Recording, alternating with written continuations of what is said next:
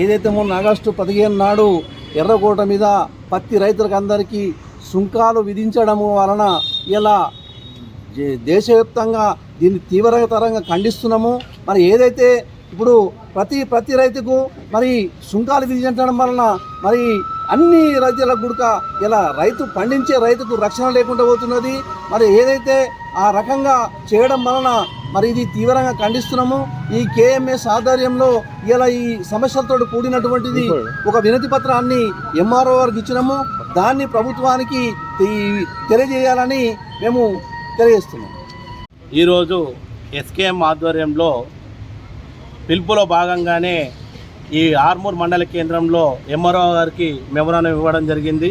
ప్రధానంగా నరేంద్ర మోడీ ఆగస్టు 15 నాడు ఏదైతే రైతులకు అండగా ఉంటానని అడ్డుగోడగా ఉంటానని ఇవాళ పత్తి రైతులకు అండగా ఉంటానని చెప్పి హామీ ఇచ్చి ఎర్రకోట మీద జెండా ఎగరేసిండు.